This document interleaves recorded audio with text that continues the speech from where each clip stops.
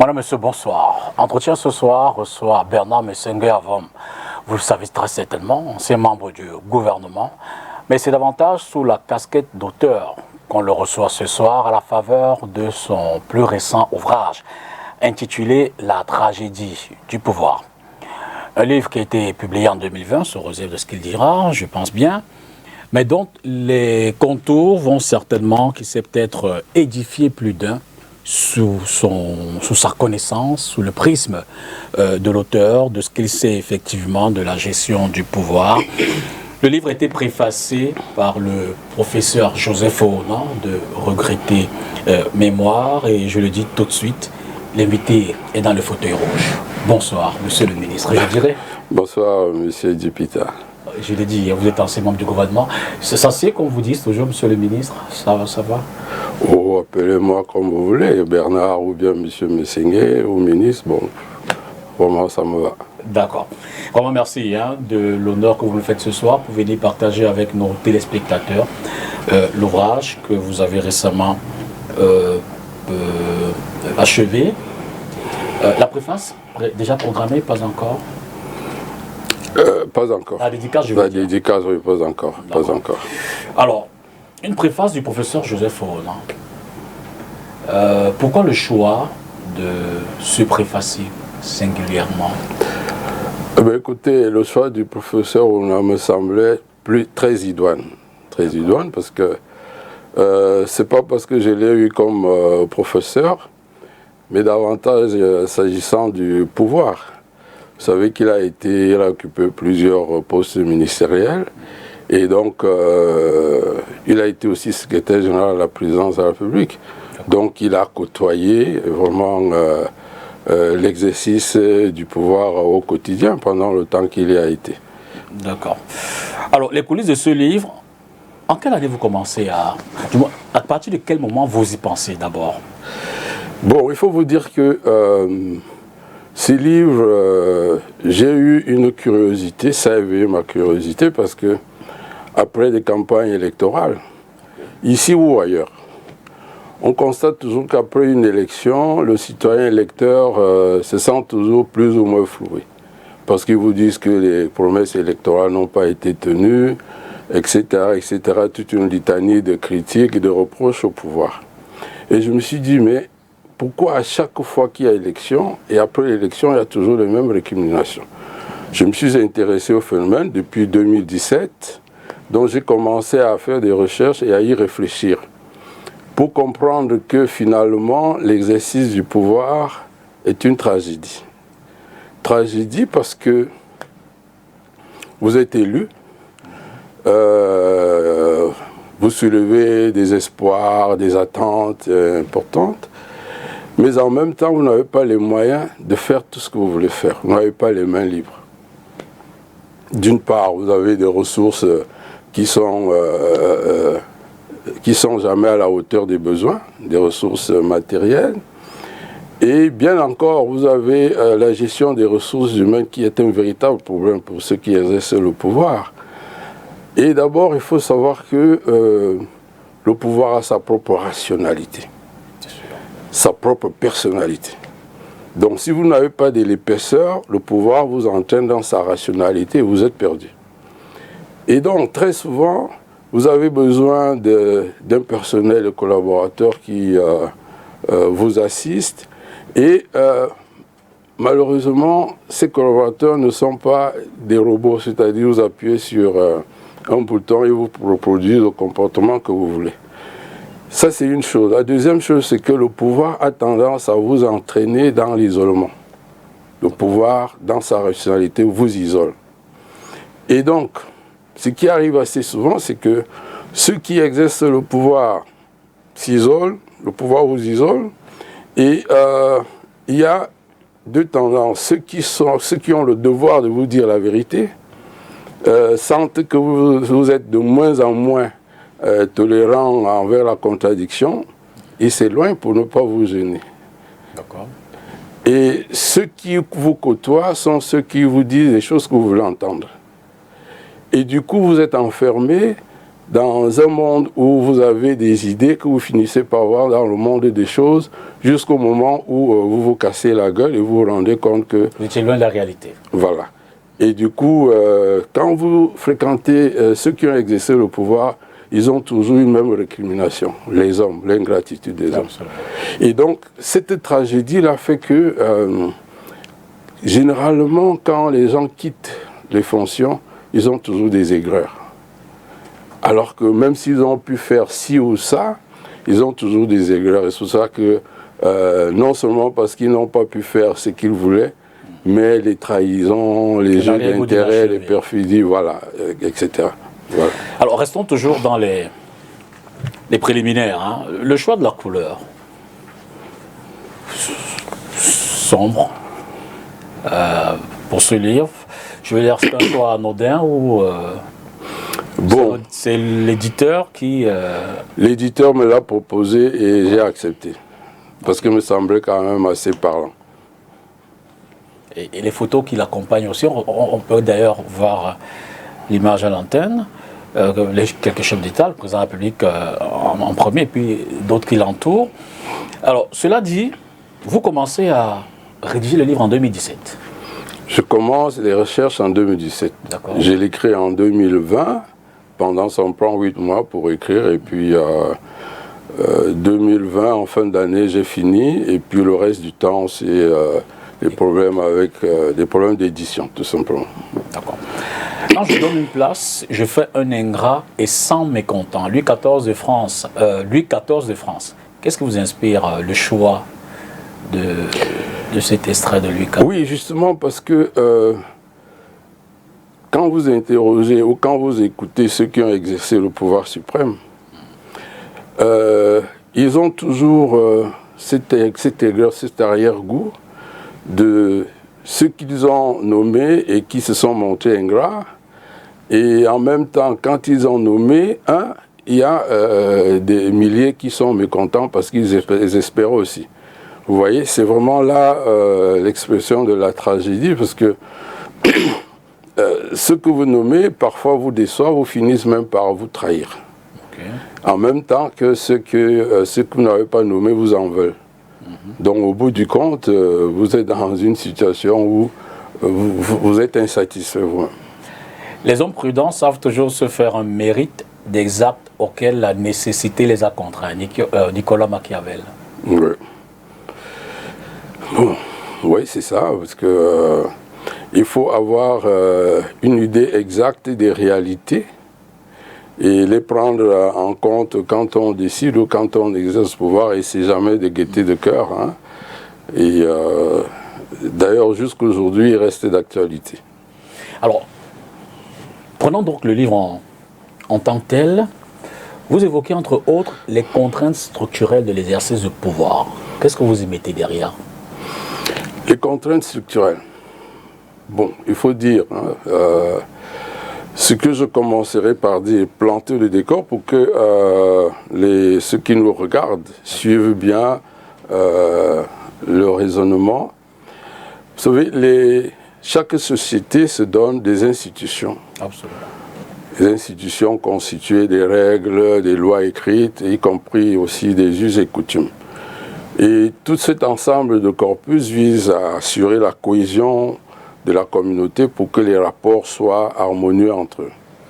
Évidemment, les institutions ainsi constituées sont structurées, mais deviennent aussi structurantes parce que vous devez les respecter et donc agissez sur votre comportement. Vous oblige à avoir un certain comportement. Oui. Et donc, à un moment donné, et ce qu'il faut savoir ici, quand je le dis, c'est que les contraintes qui sont suggérées, ce sont celles vous ne pouvez pas faire autrement. C'est-à-dire que c'est là. Par exemple, la législation, elle est là, vous devez la respecter et de toujours. Elle devient une contrainte parce que les lois, en général, le droit est conservateur. Hein. C'est-à-dire qu'une activité sociale s'y déroule et puis le droit vient voir si c'est conforme, si ce n'est pas conforme, il faut donc légiférer. Absolument. La réalité sociale étant fluide et fertile, quand elle se déploie, elle n'attend pas pour demander au droit est-ce que je peux faire ceci. Voilà.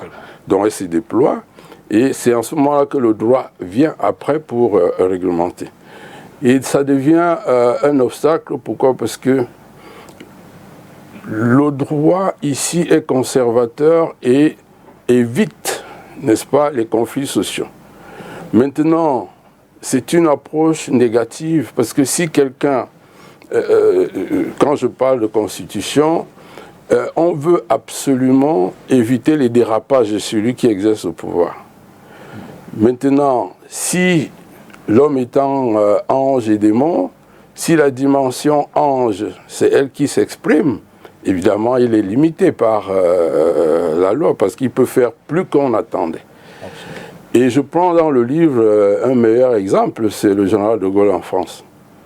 La Constitution de 1958, la 5e République, faisait élire le président de la République par l'Assemblée. Or, le général de Gaulle avait pour souci de soustraire le président de la République aux différentes influences des partis politiques.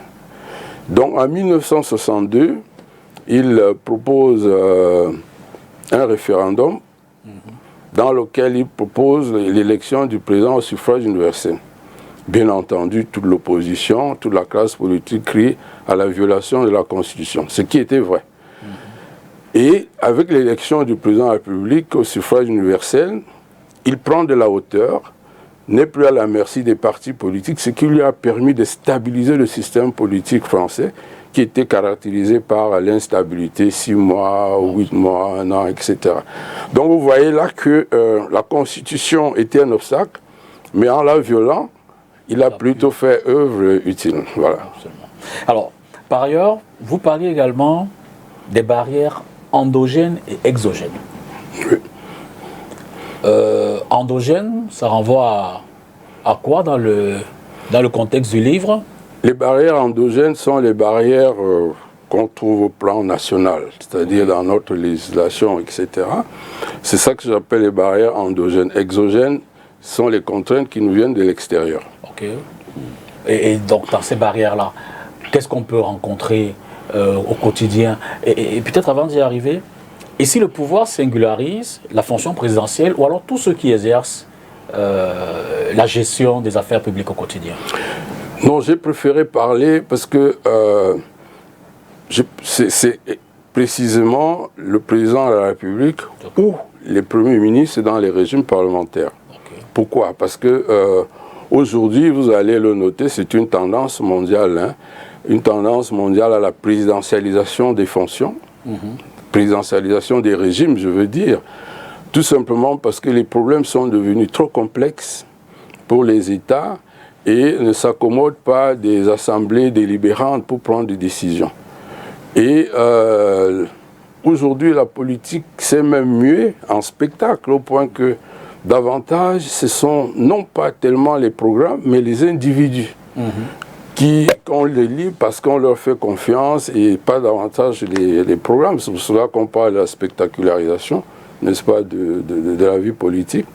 Et donc, ça veut dire, ça entraîne le fait que pour la régulation du système, on remonte toujours au président de la République parce que c'est lui le véritable métronome de l'activité politique. Donc c'est pour ça que j'ai préféré mettre en exergue davantage le président de la République ou le Premier ministre dans les régimes parlementaires. Est-ce que les barrières endogènes sont également exposées aux pressions internationales, par exemple? Bon, les barrières endogènes sont endogènes. C'est-à-dire que ce sont des barrières du jeu politique interne. Dans les relations entre le président de la République, l'Assemblée, le pouvoir judiciaire ou avec les partis politiques, etc. Maintenant, les contraintes exogènes sont celles qui nous sont imposées par la société internationale. Vous voyez? Et j'évoque dans le livre notamment ce que j'ai appelé le cheval de Troie, qui est constitué, n'est-ce pas, de la réglementation internationale, qui fait que la société internationale peut intervenir dans un pays d'autorité. Avec cette histoire de devoir d'ingérence, pouvoir d'ingérence humanitaire, la société internationale, l'ONU, peut intervenir dans un pays pour protéger des citoyens ou une communauté qui est menacée. Nous l'avons vu en Libye, à Benghazi, mais sauf que j'appelle ça cheval de Troie tout simplement parce que sous ces interventions-là, c'est le cache-sexe en réalité, parce que derrière, ce sont des intérêts des puissances qui interviennent, parce qu'ils ne le font pas pour la philanthropie, mais pour préserver leurs intérêts. Donc, ce sont de faux prétextes pour vous. Voilà. L'exemple de la Libye est là, l'exemple de l'Irak est là aussi, donc on peut en multiplier. Et donc, c'est ce qui amène à dire que la société internationale s'est donné des instruments comme ça pour intervenir, mais davantage pour leurs intérêts que les intérêts affichés en réalité. Alors, ces barrières-là, est-ce du fatalisme? Je veux dire, est-ce qu'il n'y a pas, ou selon votre entendement, évidemment l'auteur, est-ce un couloir qui définitivement n'a pas d'issue? Faut-il finalement des hommes forts pour conduire les institutions au regard des barrières ou des institutions fortes qui conditionnent les décisions des hommes qui sont aux affaires? Alors là, il y a deux aspects que vous soulevez. Premier, vous avez demandé si ça va continuer comme ça, et la deuxième préoccupation, c'est celle des hommes forts. Absolument. Maintenant, s'agissant de votre première préoccupation, à savoir est-ce que ça va rester comme ça, j'ai tendance à dire que pour un temps encore, et très long.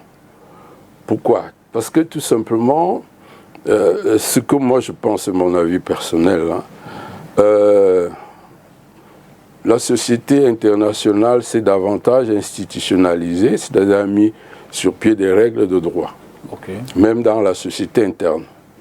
Ça veut dire que, M. Dipita, je peux vous gifler maintenant, vous n'êtes pas obligé de répondre physiquement. Vous m'amenez au tribunal, ça aboutit soit à une condamnation dommages-intérêts, ou alors, si c'est criminel, à une réclusion. Eh bien, cet ensemble de règles a civilisé les rapports sociaux, mais n'a pas changé la nature de la société, parce que la société est une jungle. Le plus fort écrase le plus faible. C'est peut-être cru de le dire ainsi, mais c'est la réalité. Et pour mieux illustrer ça, on peut prendre la chaîne alimentaire. Les herbes ont besoin de sels minéraux et de l'eau pour croître. Les animaux, les hommes, on a besoin de manger les herbes ou les autres animaux pour survivre. Un lion ne peut que manger, comme il est carnivore, d'autres animaux. Et vous voyez, c'est la chaîne alimentaire. Donc, d'une manière ou d'une autre, on a civilisé les rapports sociaux progressivement, mais la société reste une jungle. Le plus fort écrase le plus faible. Et ça, cela est très visible sur la scène internationale, où vous voyez les grandes puissances imposer leur volonté. Donc, à ces niveaux-là, j'ai bien peur que cela ne dure un certain temps, encore. D'ailleurs, depuis la nuit des temps, c'est ainsi. Le plus fort écrase le plus faible. Donc, il est important pour... mais l'espoir, c'est peut-être c'est de dire que si le plus fort peut écraser le plus fort n'est pas à l'abri de la malignité du plus faible. Et donc, pour nos États, il s'agit de, dans ces circonstances, de voir comment tirer toujours notre épingle du jeu de la manière des manières possibles. Maintenant, vous avez parlé de hommes forts, institutions fortes, etc. Je pense, bon, on le redit à satiété, le président Obama l'avait dit au Ghana, que l'Afrique a besoin des institutions fortes et pas des hommes forts. Sauf que si je m'inscris dans une loi de la physique, comment un homme faible peut mettre en place des institutions fortes? C'est contradictoire. Hein? Je prends que la loi de la physique. Donc, je pense qu'il a lu la réalité africaine avec les lunettes américaine. Voilà. Je pense, moi, qu'il faut un homme fort pour mettre en place des institutions fortes.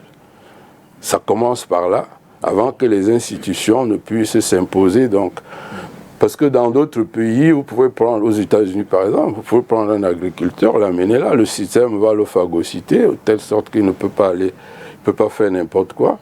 Mais dans nos pays où la vie nationale, la vie des institutions repose sur une personnalité, il faut donc qu'elle soit forte pour tenir le système, pour pouvoir imposer au système sa vision et pouvoir réaliser ce qu'il veut réaliser. En même temps aussi, il faut que les institutions fortes s'accompagnent d'une culture politique suffisante, d'un niveau de conscience collective assez élevé pour que les institutions puissent fonctionner. En d'autres termes, il faut que les citoyens soient plus aguerris à la citoyenneté. Et là, vous faites un clin d'œil aux réformes. Y a-t-il lieu de réformer les institutions justement pour que ce schéma soit mis en place? Il faut, vous savez, les évolutions sont le résultat d'une sédimentation successive. Hein. Même les révolutions ne partent jamais de zéro. Donc, au fur et à mesure, parce que l'Occident qui nous a servi jusqu'ici de modèle, ils sont bicentenaires, tricentenaires, vous voyez. Donc, il faut certainement des réformes et il faut les faire progressivement parce que il faut d'abord commencer par l'éducation des masses pour que le niveau de conscience collective soit élevé, que la culture politique soit à même de comprendre les enjeux pour savoir ce qui est supportable et ce qui n'est pas acceptable. Sinon, vous courez le risque de faire des réformes, de ne pas être compris, et puis de subir, comme Toussaint Louverture en Haïti, ou comme Mikhail Gorbatchev en URSS. Donc, il faut les faire progressivement, et le meilleur socle, c'est d'élever le niveau de conscience collective, d'élever la culture, le niveau de culture politique pour que les citoyens puissent comprendre. Sinon, vous risquez de faire une réforme contre les gens. Et on ne peut pas faire le bien des gens contre eux-mêmes. Alors, l'enjeu ici étant l'indépendance du dirigeant, l'indépendance politique du dirigeant. Comment peut-il naviguer entre les contraintes auxquelles il fait face tous les jours, au quotidien, dans la gestion de son pouvoir? Comment peut-il y faire face? Ça me ramène à la question de l'homme fort et des institutions fortes. Parce que la gestion du pouvoir est une charge très importante en termes de poids, en termes d'enjeux, en termes de système qui repose sur un individu, à telle enseigne que comment pouvoir y faire face? Eh bien, il faut un homme qui ait du métier, qui ait de l'épaisseur, qui ait du caractère, qui ait une vision et du courage pour entraîner tous les autres. Et là, le reste est arbitrage et décision. Alors, dans le chapitre 2, vous évoquez la notion du peuple. Ouais. Pourquoi d'abord ce singularisme autour du peuple dans la compréhension de la thématique, la tragédie du pouvoir? Parce que si vous gouvernez, si vous êtes leader d'un pays, eh bien, votre responsabilité première, c'est d'assurer le bien-être du peuple. C'est à cela que tendent toutes les politiques que vous pouvez mettre en place, et aussi d'assurer sa sécurité. Parce que le président de la République est le garant de la sécurité de la collectivité. Et donc, tout ce que vous faites, c'est dans le but d'améliorer, n'est-ce pas, de protéger le peuple, d'améliorer son niveau de vie, donc son bien-être. Et donc, on se rend à l'évidence que dans les États, parler de peuple, c'est très singulier, cela ne traduit pas très souvent la réalité. Parce qu'il ne faut pas confondre peuple et population. Vous avez la population, c'est des gens qui sont là, autour, dans un territoire, et qui vaguent à leurs occupations sans rien d'autre. Donc, vous pouvez avoir la population de Douala, la population de Yaoundé, c'est des individus qui y vivent.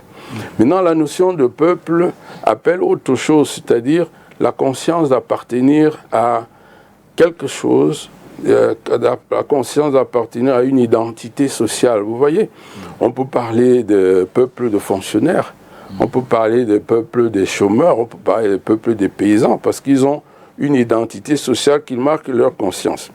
Et donc, au niveau de la gestion du pouvoir, lorsque vous devez prendre une décision, eh bien, si c'est une loi, un décret ou n'importe quelle décision, vous savez que ça doit être impersonnel, c'est-à-dire que ça s'adresse à tout le monde. Alors, ce tout le monde-là n'étant pas homogène, vous devez donc tenir compte des spécificités pour que votre décision ou que votre loi puisse s'appliquer, puisse être acceptée. Parce que s'il n'y a pas l'adhésion, évidemment, vous allez avoir des oppositions qui peuvent aller jusqu'à provoquer une insurrection. Donc, vous devez tenir compte de ces spécificités quand vous édictez, quand vous prenez une décision ou quand vous faites voter une loi. Et si vous ne le faites pas, vous êtes en difficulté. Et pour le faire, tenir compte de tout ça, ça vous impose un équilibrisme qui est très souvent dynamique parce qu'il n'est jamais définitif, parce que les circonstances pouvant changer. Et c'est ça qui fait la difficulté. Je prends un exemple tout simple. Au Cameroun, si vous voulez prendre une loi sur l'éducation nationale, vous êtes obligé de tenir compte du sous-système anglophone et du sous-système francophone. Absolument. Si vous ignorez l'un ou l'autre, eh bien, votre mesure ne va pas s'appliquer ou va provoquer des problèmes.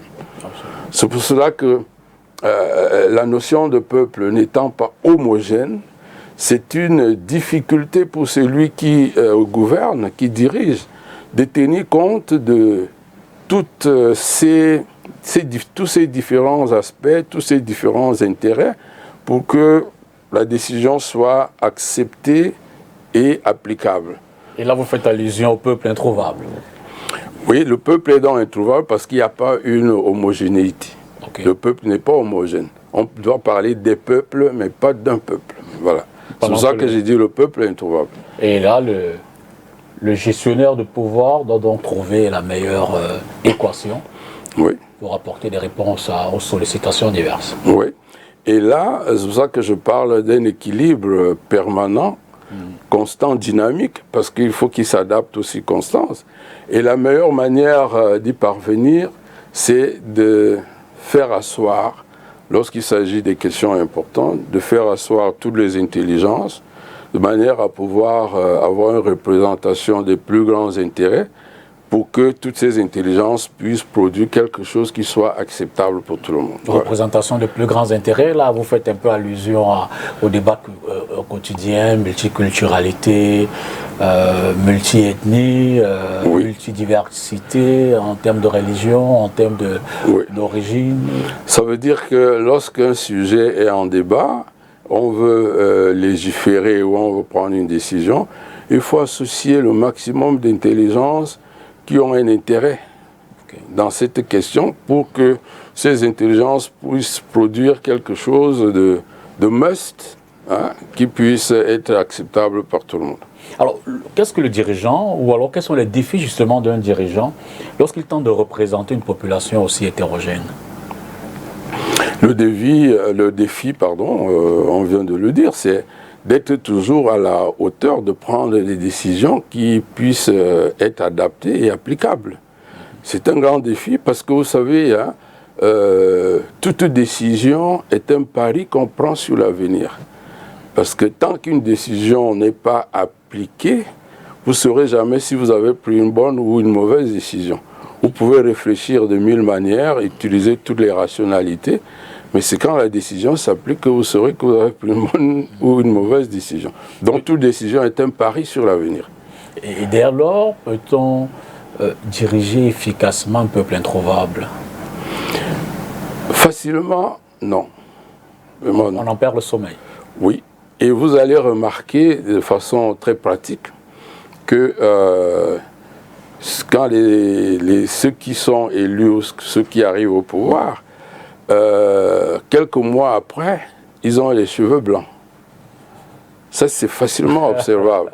Vous avez vu ça avec Obama, vous avez vu avec beaucoup d'autres. D'ailleurs, le récent aussi. Voilà, France, tout à fait. Parce que ce n'est pas évident. C'est une alchimie qui doit être dynamique, c'est-à-dire qu'à tout moment, vous devez être en éveil pour vous assurer que vous avez pris le maximum d'intérêt en compte et que ce ne sera pas une mauvaise décision. Parce qu'à ces niveaux-là surtout, lorsque c'est une mauvaise décision, elle peut aboutir à une contestation et voire une insurrection. Et quand une insurrection commence, vous ne savez jamais comment elle va s'achever. Y a-t-il dans les stratégies qui c'est peut-être que vous recommanderiez à ceux-là, dirigeants, pour surmonter ces défis? Bon, bien sûr, il y a des choses qu'on peut dire. Je dirais d'abord que, comme je l'ai dit tout à l'heure, il faut élever le niveau de conscience collective, le niveau de culture politique, pour que les gens soient conscients des enjeux nationaux, des enjeux citoyens, et qu'ils ne soient pas là seulement à regarder leur intérêt personnel ou l'intérêt de leur communauté. Ça commence par là. Et donc, sur ce point-là, l'État a une responsabilité importante, éduquer les masses. Maintenant, la deuxième chose que je peux dire, c'est que quand on est dirigeant, il faut pratiquer, il faut avoir une approche participative. C'est-à-dire que lorsque toutes les questions fondamentales, les questions importantes qui concernent la République, la nation ou bien un groupe de gens importants, il faut associer autant que possible toutes les intelligences et non écarter certaines pour des raisons inavouées. Il faut vraiment faire participer le maximum d'intelligence pour qu'il y ait à la fois de l'innovation, de la créativité et que, de toute façon, plusieurs intelligences, le produit de plusieurs intelligences est meilleur que le produit de quelques-uns. C'est d'abord ça. Si on élève le niveau de conscience collective, si on élève le niveau de culture politique et si on associe le maximum d'intelligence à la prise de décision, je crois qu'il y a de meilleures chances qu'on ait quelque chose qui soit bien et acceptable pour tout le monde. Vous êtes revenu là-dessus une ou deux fois déjà, l'éducation des masses qu'on peut apparenter à l'éducation citoyenne, schématiquement, de façon pragmatique. En quoi ça consisterait? Passer par les programmes scolaires ou dans le cadre qui c'est peut-être des rencontres politiques? Comment est-ce qu'un État qui veut son peuple éduquer procède-t-il? Bon, je vais vous répondre dans un premier temps. Le sage Aristote disait que ce que vous voulez dans l'État, mettez-le dans l'école. Parce que l'école est l'un des meilleurs vecteurs, n'est-ce pas, d'éducation. Donc, deuxième chose, aujourd'hui, il y a les médias, par exemple. Vous êtes sans ignorer le rôle que vous jouez dans la société. Les médias, et à ces niveaux, les programmes peuvent s'organiser de telle sorte qu'il y ait des émissions éducatives pour amener les gens à plus de citoyenneté. L'école, parce que on le constate véritablement aujourd'hui, on nous a imposé un modèle occidental qui aujourd'hui s'essouffle. Vous voyez? Surtout parce que ce modèle-là ne colle pas à notre substrat anthropologique. La culture occidentale est individualiste. Vous voyez? L'individu compte plus que tout, il est même créancier de l'État. Alors que dans notre substrat anthropologique, un individu n'a pas plus de droits que la famille qui l'a élevé et la société qui s'occupe de lui. Donc il faut revenir déjà à ce genre, à cette approche holistique de la culture pour intégrer ce qui, dans nos savoirs ancestraux, peut s'imbriquer avec l'actuel pour que nous retrouvions notre âme en tant qu'individu, en tant qu'Africain, et redéfinir notre relation à l'universel, notre contribution à l'universel. Parce qu'aujourd'hui, c'est vrai que c'est une œuvre assez difficile. Vous en appelez un changement de paradigme complètement. Absolument, absolument. Et il faut le faire. Pourquoi? La tâche est titanesque, mais il faut le faire. Parce que même pour parcourir une distance de 1000 km, on commence par un pas. Et c'est ce pas-là qui est important. Et il est important qu'on y revienne parce que sinon, plus tard, on sera absolument dépersonnalisé de plus en plus. On a des enfants qui ne parlent pas nos langues, qui ne connaissent pas nos cultures, nos traditions. Il faut absolument revenir là-dessus. C'est une tâche titanesque, mais je crois qu'il faut. L'enjeu ici étant l'élaboration de politiques inclusives et durables. Comment concilier les intérêts antagonistes de ces peuples-là? Comment concilier, c'est le rôle du politique. C'est le rôle du politique parce que, et c'est en cela que la politique est très intéressante, parce que vous travaillez pour le bonheur collectif, vous travaillez pour le bien de la collectivité, vous êtes le leader, vous les amenez vers la terre promise. Maintenant, dans son déroulé, il y a donc ces spécificités, ces difficultés. Et comment concilier les antagonismes? Il est à peu près évident que lorsque les gens ont, comme je disais tout à l'heure, la conscience des enjeux que doit affronter le pays, on sait ce qui est bon pour tout le pays, pour la collectivité, et ce qui ne satisfait que les intérêts d'un groupuscule. Et dans ça, il faut que, comme je disais tout à l'heure, l'éducation à la citoyenneté devrait amener les gens à comprendre ça. Et donc, si ce niveau de culture politique est assez élevé, ou d'un bon niveau, si la conscience collective est assez consciente des enjeux que doit affronter la collectivité, c'est une soupape pour que certaines choses puissent être acceptées. Vous voyez, lorsque vous devez construire une route, par exemple, elle peut passer dans un champ de quelqu'un ou casser la maison d'une famille, etc. Mais s'ils sont conscients que c'est pour le bien de la collectivité, les gens acceptent généralement. Vous voyez? Et donc c'est ça, que les gens soient conscients de leur devoir de citoyen, savoir que l'État c'est pour la collectivité, et donc on peut sacrifier son intérêt personnel pour que la prospérité publique soit assurée. Mais de l'autre côté, il y a des contraintes socio-économiques, des contraintes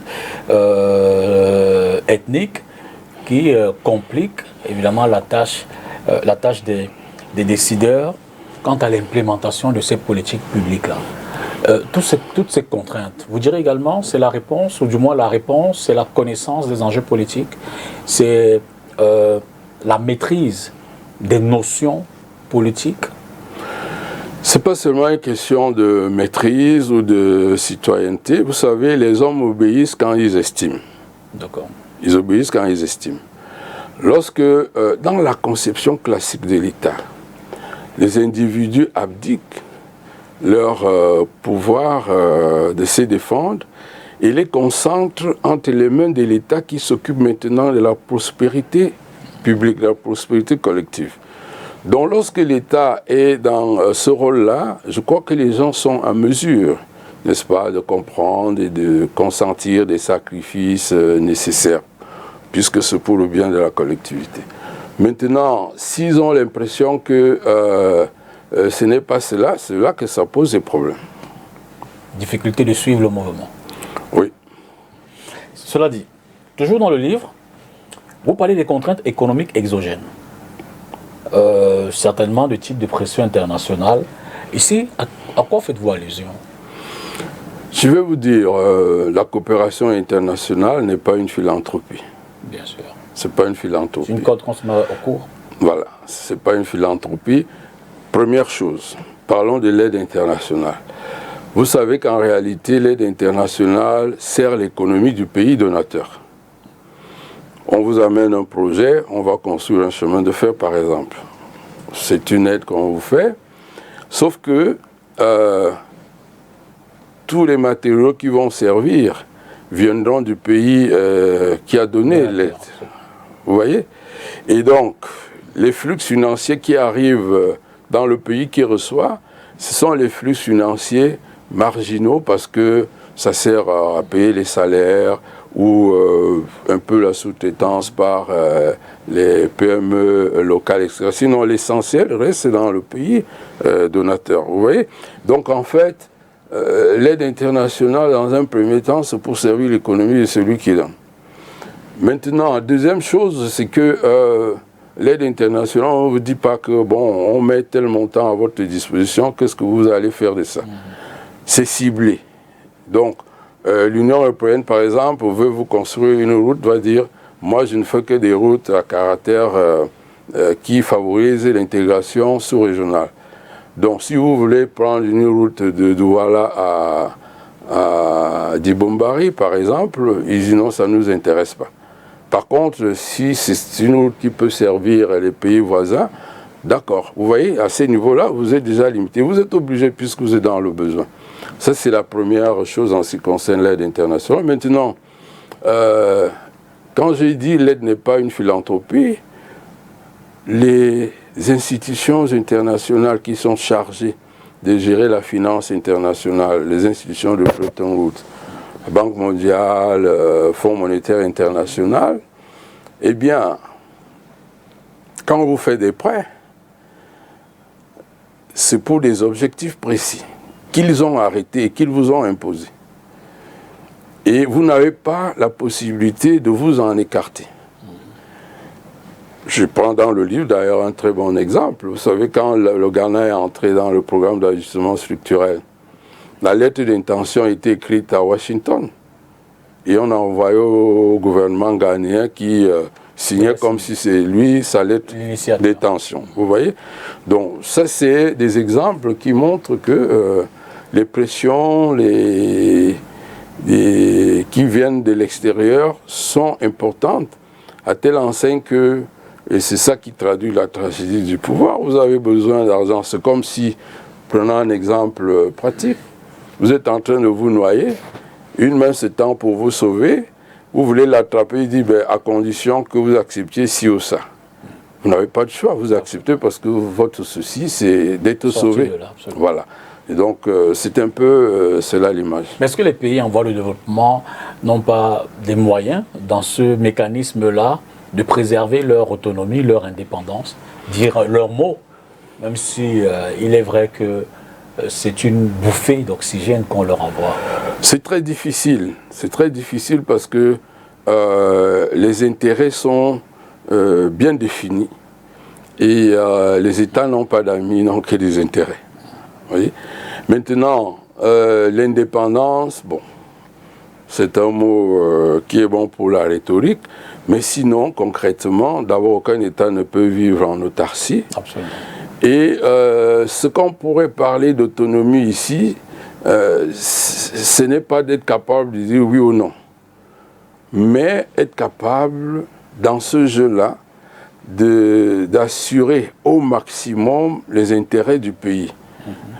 Parce que vous savez que très souvent, ces différents contrats, ces différentes négociations au niveau international, chacun protège ses intérêts. Donc, il faudrait que, contrairement aux années 60 où on avait une élite qui était un peu complexée par rapport à l'Occident, aujourd'hui ce n'est plus le cas. Donc il faut que dans la négociation, que nous assurions que nous défendions autant que possible nos intérêts. C'est en cela que je peux dire, c'est dans ce jeu-là qu'on peut être gagnant. Mais en termes d'autonomie, d'indépendance, je crois que c'est de la rhétorique. Pas la possibilité justement de, pour nos pays, qui désormais, vous l'avez dit, en termes de ressources humaines, et désormais, en termes de ressources naturelles, en termes de moyens de développement, peuvent se réinventer. Est-ce qu'on ne peut pas, sous cet angle-là, essayer de trouver en interne, qui c'est peut-être au niveau africain, au niveau sous-régional, des voies pour ne plus forcément être dépendants de ces institutions, de ces partenaires qui, eux, ont une autre logique? C'est toute la problématique actuelle. À partir du moment où on a compris que les autres défendent leurs intérêts bec et ongles, il nous appartient de le comprendre aussi et davantage de développer et de structurer nos économies de telle sorte qu'elles dépendent beaucoup plus du marché interne et du marché sous-régional. Vous imaginez si on faisait la manufacture d'un certain nombre de produits agricoles, le marché interne va les absorber, le marché sous-régional Également, on a un grand voisin, le Nigeria, qui est un débouché important. Et cela nous donnerait des ressources telles que on soit à même de regarder les autres dans les yeux et de parler fort. Vous savez, quand vous avez une économie forte, on ne peut pas vous imposer n'importe quoi. Ça, c'est certain. Voilà. Dans les contraintes du pouvoir, vous évoquez également la temporalité politique. Et vous faites un clin d'œil, notamment aux périodes préélectorales, où là, le dirigeant semble un peu conditionné. Conditionné par quoi? Ses engagements, conditionné par ceux de l'aile. Là, il se dit, j'ai peut-être pas fait 40-50% de mes promesses et le mandat est déjà achevé. Quelle est la problématique derrière la temporalité du pouvoir tenant compte des contraintes, des contraintes de gestion? Bon, la première chose, s'agissant des temporalités, j'ai distingué deux périodes. La période préélectorale et la période post-électorale. Okay. Dans la période préélectorale, si on est candidat pour la première fois, c'est un peu différent. Et si on est en poste et qu'on veut être réélu, c'est tout aussi différent. Mais ce qui est important, quand on est en poste, il faut savoir que de façon générale, une élection ne se gagne pas sur le bilan. Comment ça? Une élection ne se gagne pas sur le bilan parce que si l'école est gratuite, si toutes les populations de l'eau, l'électricité ne seront pas satisfaites et ne vous conduiront. Non, surtout dans nos pays. Pourquoi? Parce que les moyens sont généralement limités par rapport aux besoins. Absolument. Si vous voulez faire un bilan par rapport aux besoins qui existent, ce sera toujours minime, croyez-moi. Et donc, généralement, et dans les stratégies politiques, l'élection se gagne sur le rêve que vous vendez. Le rêve que vous vendez, vous allez faire ci, vous allez faire ça. Et c'est pour cela que d'ailleurs, dans la période préélectorale, c'est une surenchère de promesses. Du populisme. Voilà, c'est ça. Vous devez dire ce qui peut susciter l'espoir, c'est qui. Et c'est pour cela que c'est toujours différent après, parce que lorsque vous êtes élu, vous faites face à la réalité du pouvoir. C'est-à-dire vous avez des moyens limités, vous n'avez pas des coudées franches pour toujours faire ce que vous voulez. Et dès lors, le dirigeant est certainement censé de prendre des mesures à court terme. Y a-t-il risque dans ce cas-là? Oui, le risque est là. Pourquoi? Parce que le court terme satisfait le présent, mais sacrifie le futur. C'est ça, globalement, qu'il faut savoir. Et donc, vous prenez des mesures dans le court terme pour contenter les gens, parce qu'aucun pouvoir ne s'accommode d'un peu d'impopularité, ça jamais. Et donc, vous prenez des mesures à court terme parce que vous voulez satisfaire les gens, mais c'est le présent. Ça fait bien dans le présent, mais ça fait mal dans l'avenir. Donc, le problème est que si vous voulez prendre des décisions ou initier des projets à long terme, les gens ont des besoins immédiats qui ne seront pas satisfaits et ils seront mécontents. Ils peuvent vous sacrifier. Et donc, aucun pouvoir, tout pouvoir tendant toujours à se régénérer, à rester, est obligé de tenir compte de cet aspect court-termiste pour qu'il ne soit pas jeté dehors. Et maintenant, la stratégie serait de concilier, et ça c'est la responsabilité de celui qui dirige, des mesures de court terme avec des mesures de long terme. Parce qu'au final, si vous ne faites rien dans le long terme, les faits sont têtus, les lois économiques sont imparables, la réalité finit toujours par vous rattraper. L'autre réalité dans nos démocraties, on va le dire, dans nos systèmes électoraux, ce sont les conflits post-électoraux. Comment vous les expliquez d'emblée? Les conflits post-électoraux peuvent avoir des causes. La première des causes, je reviens toujours à la culture politique. Oui, la culture politique. Aujourd'hui, nous avons plusieurs partis politiques qui sont malheureusement, qui se forment malheureusement autour soit d'une individualité, soit d'une communauté. On a plus de 300 partis politiques. Vous ne pouvez pas me dire qu'il existe plus de 300 idéologies. Vous voyez? Absolument. Et donc, comme on adhère à un parti pour des raisons soit communautaristes, soit parce que c'est un individu, on suit un individu, et du coup, lorsqu'il ne gagne pas, et que lui-même donne dans la surenchère, et donc ça explique que les conflits post-électoraux, qui souvent n'ont pas raison d'être, ou du moins les raisons pour lesquelles ces conflits-là naissent ne sont pas les vrais, mais tout simplement parce qu'on veut manipuler. Et vous savez que parfois, c'est ce qu'on observe dans le multipartisme, dans la démocratie a son prix. Absolument. Malheureusement. Donc on fait de la surenchère comme ça pour augmenter les chances des négociations avec le pouvoir et pouvoir occuper une portion ou un strapontin. Et donc les masses sont utilisées comme un peu la chair à canon. Mais ce qu'ils ne savent pas. Vous voyez? Donc je reviens là au niveau de la culture politique qu'il faut donner aux gens pour qu'ils comprennent.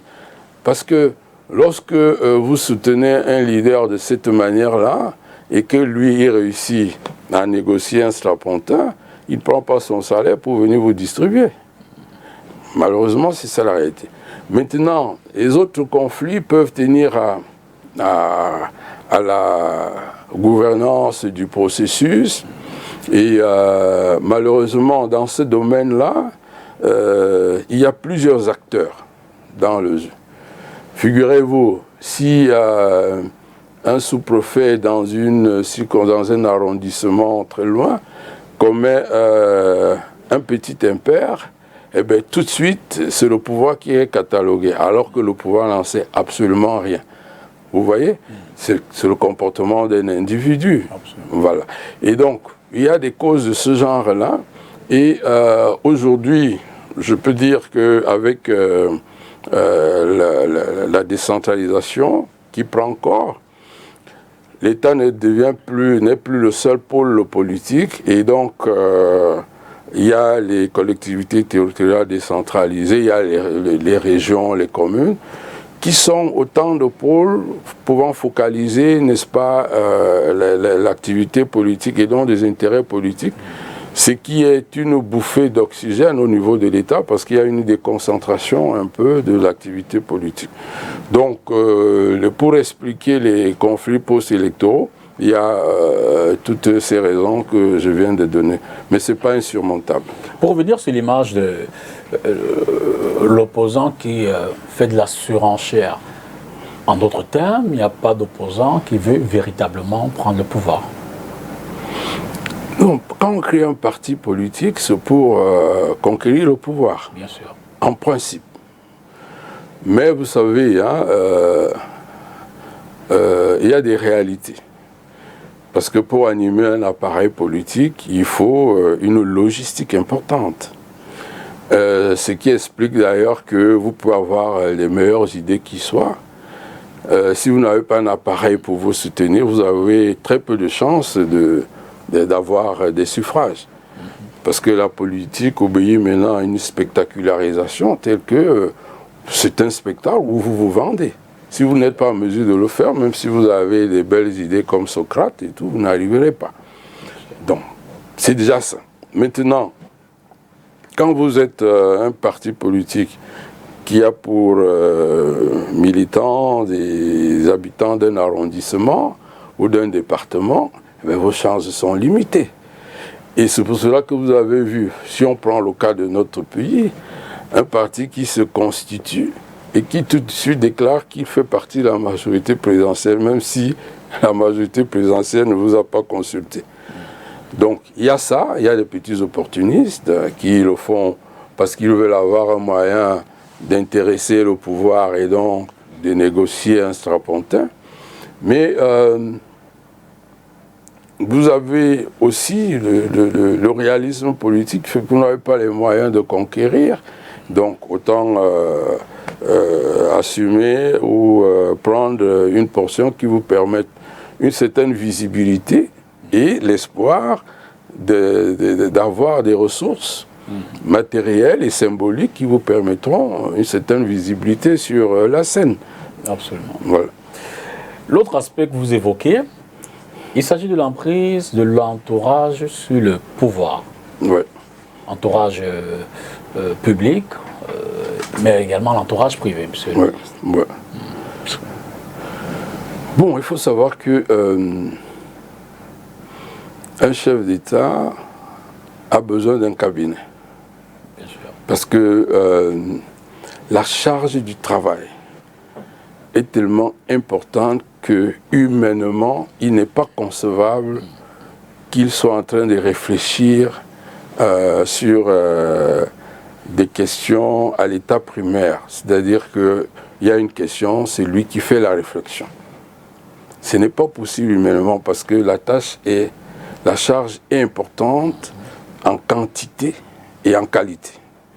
Et c'est pour cela que les chefs d'État ont toujours un cabinet, c'est-à-dire des collaborateurs chargés de nourrir sa réflexion, parce qu'un chef d'État, de façon classique, la fonction essentielle, c'est de définir l'orientation, définir la politique, faire les arbitrages nécessaires, puis décider. Donc il faut tout un cabinet qui nourrisse sa réflexion, qui étudie techniquement les dossiers pour que lui puisse exercer son pouvoir de décision ou d'arbitrage. Et donc, à partir du moment où vous avez besoin d'un cabinet, il faut donc le constituer. Absolument. Et ce cabinet ne sera jamais constitué de robots, des ordinateurs. Vous appuyez, il vous produit le résultat que vous voulez. Ce sont des individus qui ont des cultures différentes, qui ont des ambitions, et donc qui peuvent également aller, qui peuvent contrarier votre vision ou travailler à contre-courant. Le bon exemple à ce sujet, je prendrai le cas de Mikhail Gorbatchev. Il avait sa politique de la perestroïka, il avait des collaborateurs qui ne la partageaient pas, mais ne le lui disaient pas. Il avait un conseiller spécial, Valéry Boldine, qui entrait dans son bureau comme il voulait, mais pourtant qui ne partageait pas sa vision.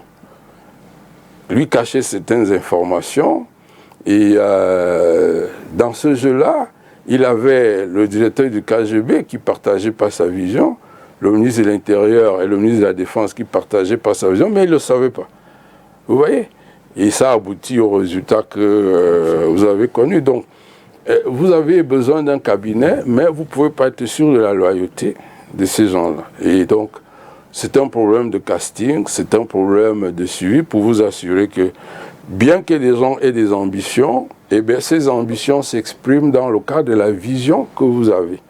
Par exemple, si, M. Dipita, vous êtes président de la République et que vous avez des collaborateurs qui sont ambitieux, s'ils travaillent pour vous montrer qu'avec zèle, loyauté, parce qu'ils veulent être distingués par vous et dans la perspective d'être récompensés, c'est plutôt une bonne chose pour vous. Absolument. Voilà, donc c'est de cela qu'il s'agit. Mais dans le cas où le leader justement se rend compte que son entourage ne joue pas forcément avec sa vision, ou du moins n'a pas la même vision, est-il facile pour lui de s'en défaire? Je veux dire, changer, remanier, est-ce que c'est une donnée... Bon, vous savez, hein, une décision est toujours douloureuse. Absolument. Une décision est toujours douloureuse. Maintenant, à ce niveau-là, il n'y a pas d'émotion. Il n'y a pas d'émotion aussi. Sans état d'âme. Oui. Comme disait le président Chirac, quand vous êtes président, vous n'avez plus d'amis, vous n'avez plus de cœur. Absolument. Donc, seule la vision que vous avez déterminée, les objectifs que vous poursuivez, seuls eux comptent. Si vous avez des collaborateurs qui ne sont pas dans cette lignée-là, eh bien, vous devez choisir de vous en séparer, parce que si vous les gardez, vous avez un caillou dans la chaussure, et quand vous avez un caillou dans la chaussure, vous ne pouvez pas bien marcher. Évidemment que l'entourage, ce sont des humains, avec leurs valeurs et tout ce qu'il y a comme défaut également. Des conflits peuvent surgir.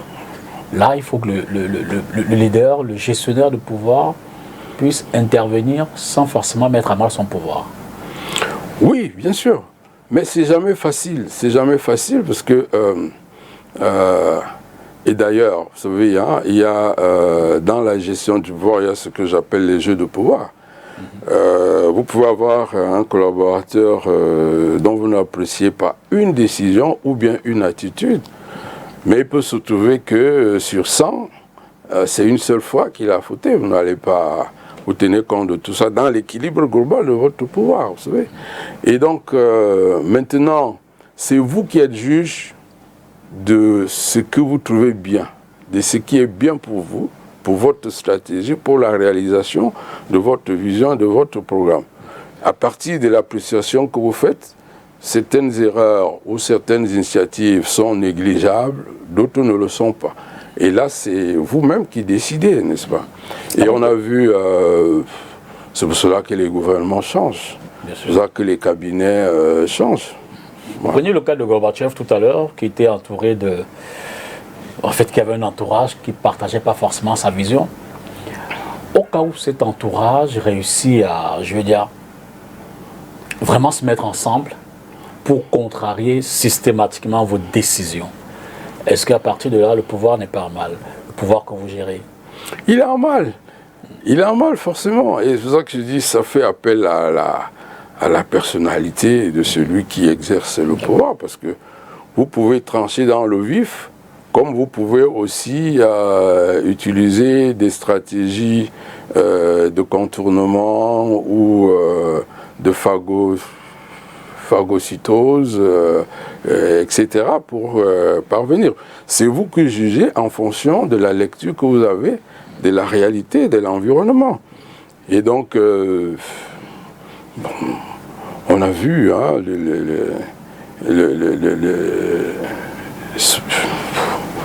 les changements de cabinet. Je me rappelle que Reagan a viré le chef de la Maison Blanche parce que Nancy n'appréciait pas sa façon de travailler, etc. Donc c'est des choses qui sont dynamiques et donc c'est pour ça que je dis il ne faut pas avoir de l'émotion. Absolument. Il ne faut pas avoir de l'émotion parce que je vous l'ai dit tout à l'heure, Chirac disait que quand on est président, on n'a pas d'amis, on n'a pas de cœur. Donc seul compte vos intérêts, les intérêts du pays, la vision que vous avez définie, l'atteinte des objectifs que vous avez définis. Sur d'autres sujets plus proches de nous, Burkina, Niger, qui c'est peut-être Gabon aussi, on a pu voir par exemple qu'un entourage, lui, militaire cette fois-là, s'est dit le détenteur de pouvoir est plutôt dépassé et passe à autre chose. Bon, maintenant, ça c'est,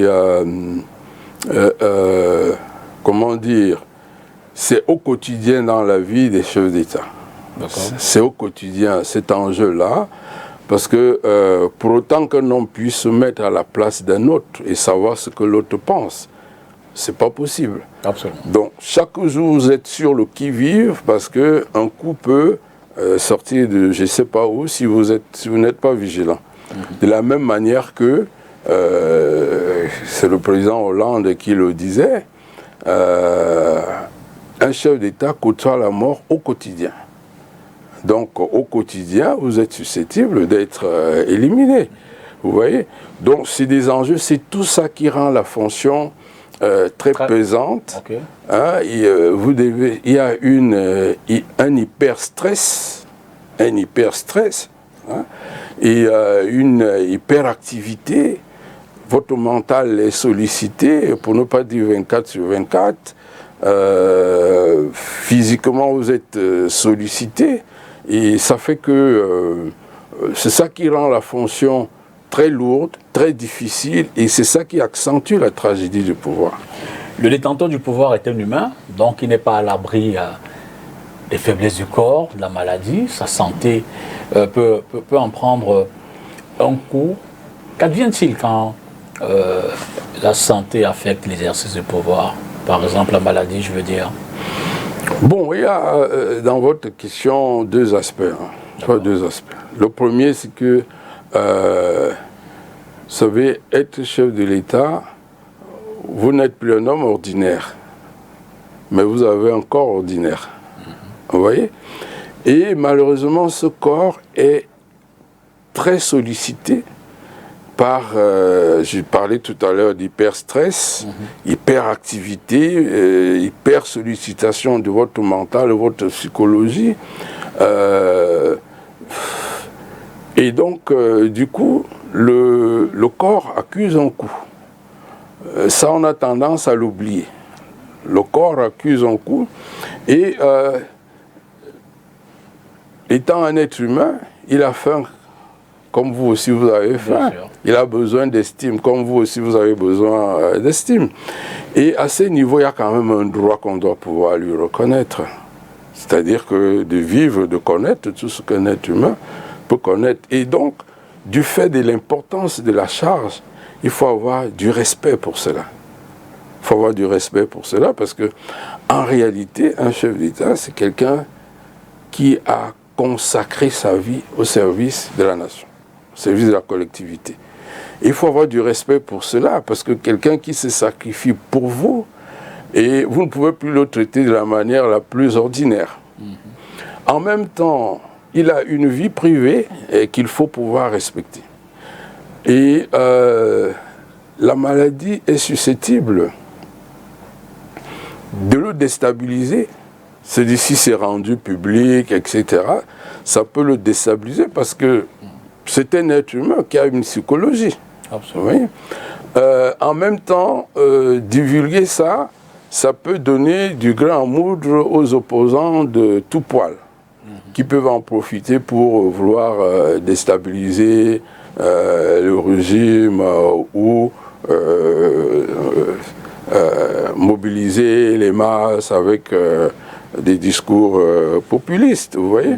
Et donc il faut pouvoir respecter cela, c'est-à-dire que c'est un homme exceptionnel du fait de ses fonctions, mais qui a encore d'homme, et donc il peut subir les mêmes choses que nous, il faut pouvoir le respecter.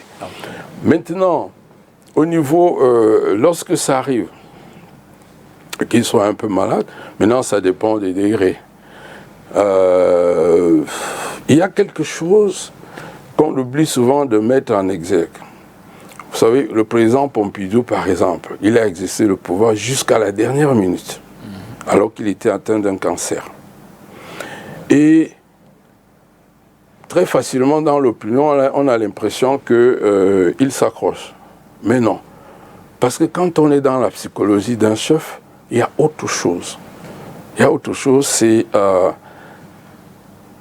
cette responsabilité qui t'habite de faire des choses pour la collectivité, c'est tes responsabilités qui t'habitent de savoir que c'est toi le garant de la sécurité, le garant de la cohésion. Et donc, si quelque chose arrive, tu te sens quelque part responsable. Vous voyez? Donc ça aussi, ça motive les chefs de l'État pour qu'ils se donnent toujours la force d'assumer, parce que c'est en même temps aussi une question d'honneur. Ne pas échouer, essayer de faire ce que pour lequel le peuple vous a donné la confiance. Il y a ces dimensions-là qu'on oublie et qu'on parle. Je vois le cas de Winston Churchill, qui plusieurs fois avait annoncé le départ, mais à chaque fois qu'il y avait un événement au plan international, il disait « laissez-moi encore gérer ça, parce que si on prend un nouveau, ça va être difficile pour le Royaume-Uni ». Vous voyez, il y a cette notion d'honneur, de responsabilité, de poids de la charge qu'on veut assumer jusqu'au bout, sans que ce soit lié à des considérations personnelles. Maintenant, en ce qui concerne l'exercice, c'est-à-dire que l'accomplissement de la mission, ça peut s'aménager. Et quand vous le dites, ça me rappelle d'ailleurs ce que disait le ministre Charles Ndoumba. Paix à son âme, mais je m'incline respectueusement devant sa mémoire. Le ministre Charles Ndoumba disait, quand le président Paul Biya a pris son stylo et a signé un décret nommant une personnalité, son travail est terminé. C'est à cette personnalité de prendre ses fonctions à bras le corps. Vous voyez? Or, bon, maintenant, le problème qui est là, c'est que vous avez des gens qui n'ont pas souvent le courage de leur fonction et qui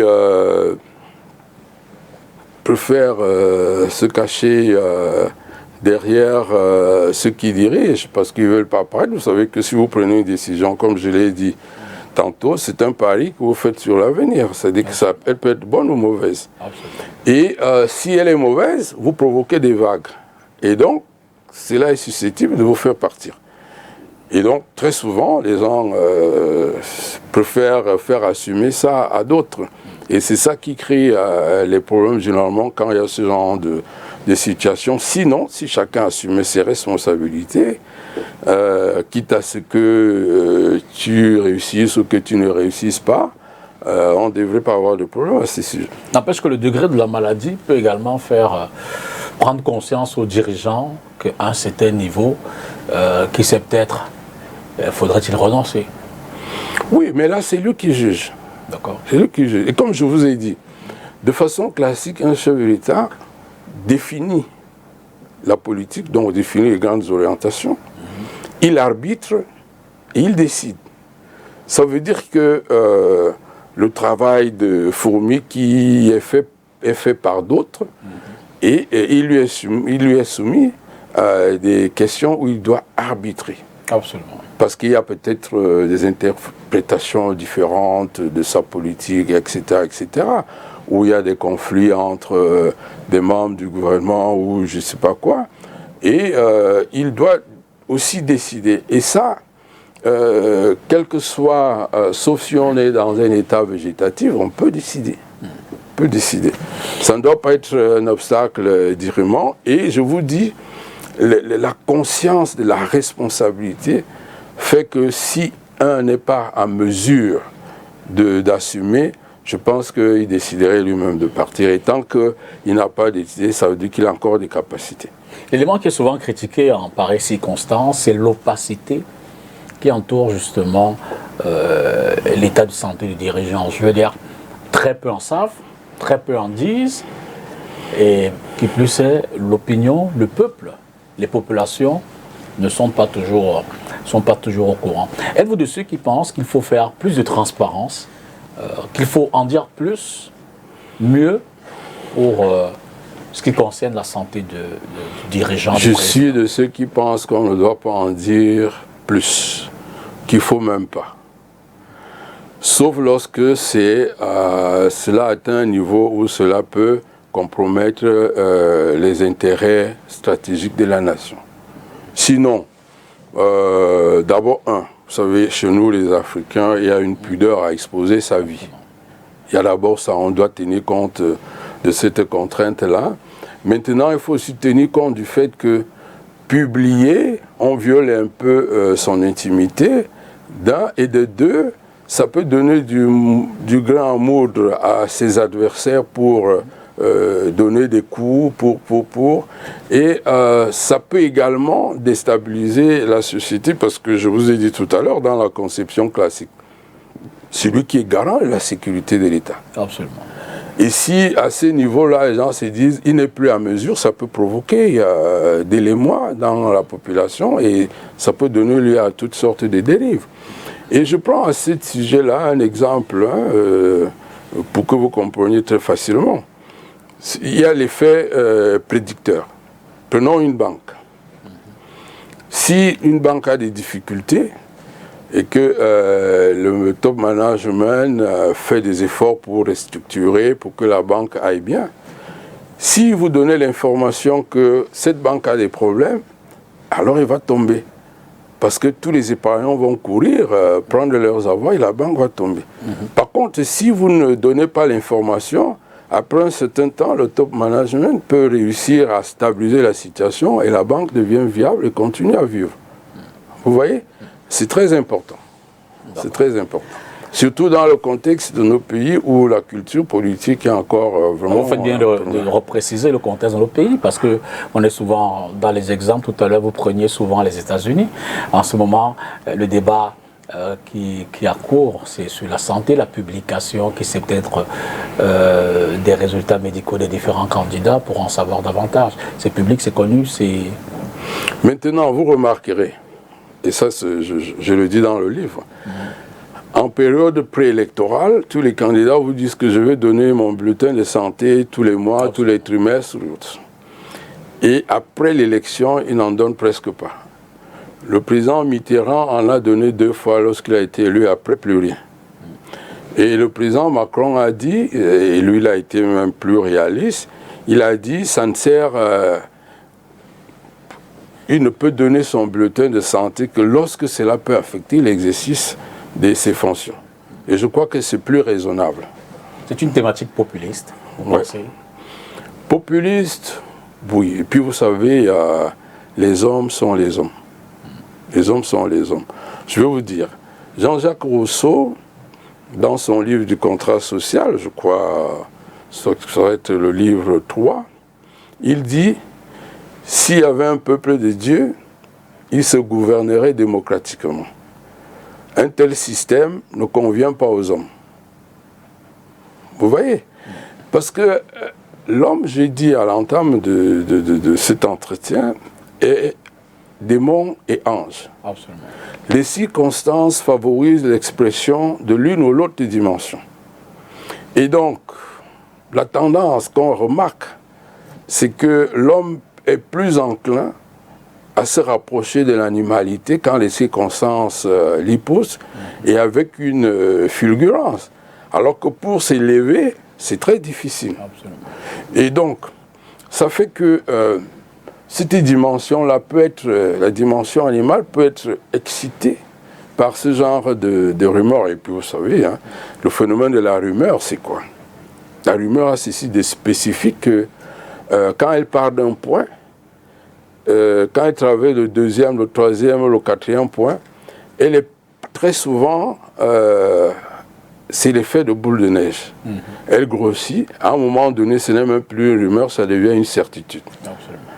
Et donc c'est toujours très délicat de véhiculer, d'être aussi transparent sur la santé d'un chef de l'État. D'abord parce qu'il faut respecter son intimité. Ensuite, il ne faut pas déstabiliser le moral de la collectivité dont il est le garant du bien-être et de la sécurité.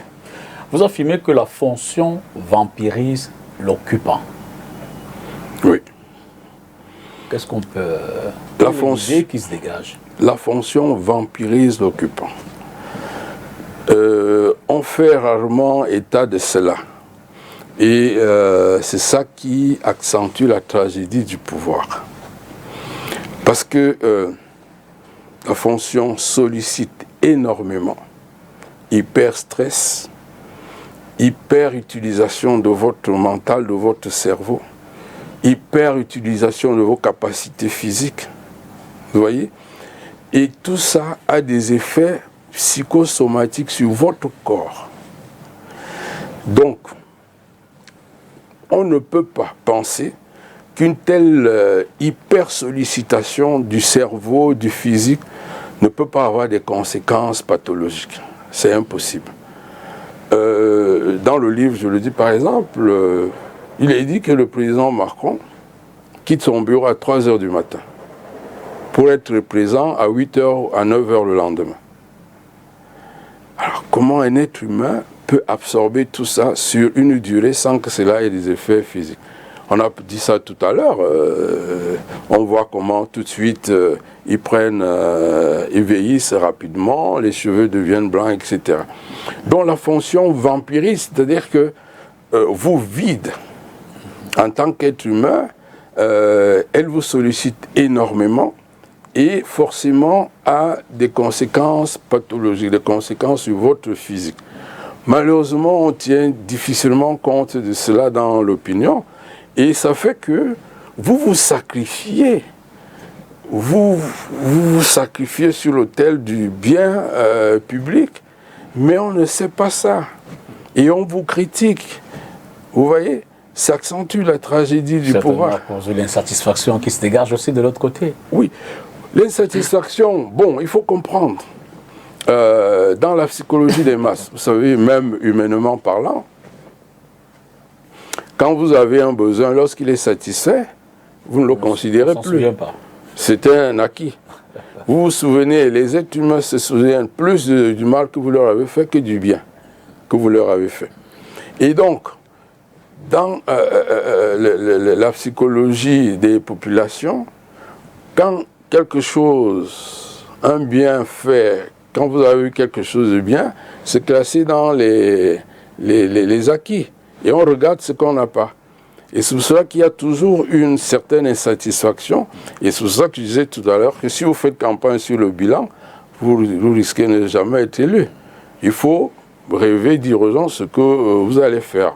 Et puis, vous savez, dans la nature humaine, l'herbe est toujours verte de l'autre côté. Alors, au regard de toutes ces contraintes qu'on vient d'évoquer pendant pratiquement 90 minutes, puisqu'on est presque à la fin, monsieur le ministre, on est presque à la fin.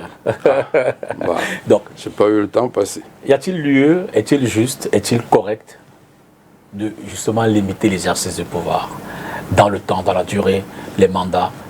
Est-ce qu'il est bon de faire des mandats limités dans le temps, pour reprendre ma question? Pour répondre à votre question, je veux dire tout cela est circonstanciel et contextuel. Okay. Ça veut dire que en fonction des environnements, en fonction des enjeux, en fonction des pays.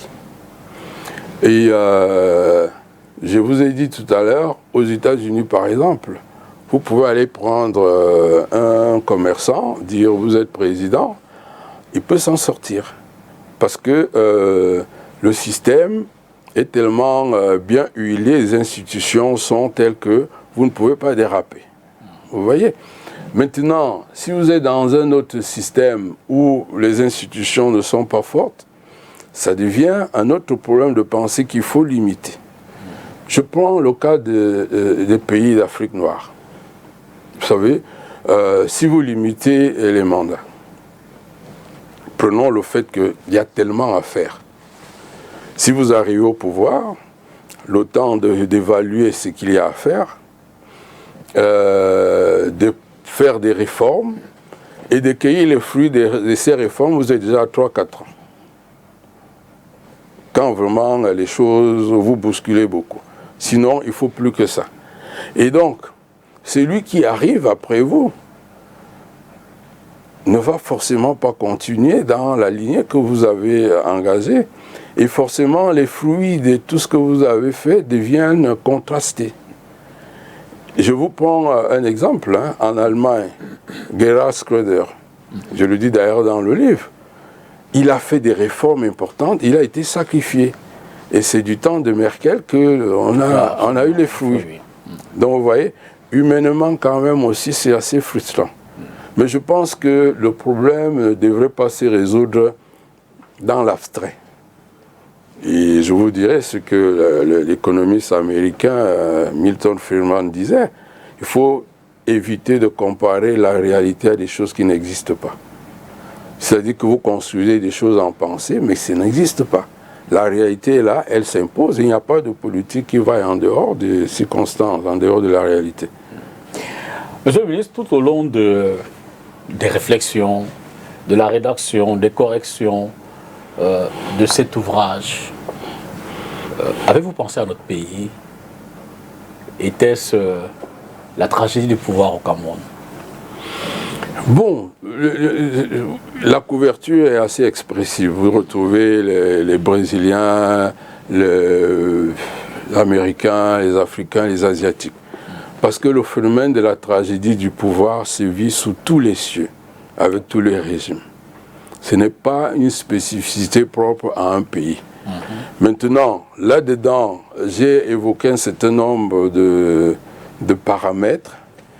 Si vous voulez voir la situation particulière d'un pays, vous prenez les ordonnées et les abscisses, vous tracez votre propre courbe. Simplement. Tout simplement. Bernard Messenga, merci infiniment. C'est moi qui vous remercie de l'invitation que vous m'avez faite et de l'honneur que j'ai de parler de mon livre. D'être venu, qui c'est peut-être sous forme de note de lecture, on peut aussi le dire ainsi, partager les contours de votre ouvrage, le dernier, avec nos téléspectateurs, La tragédie du pouvoir, une préface du professeur Joseph Oona. Le livre est donc, la dédicace sera programmée, vous serez certainement informés, on en a parlé pendant 90 minutes. Merci à vous d'avoir regardé cette autre édition d'entretien avec. Bonsoir.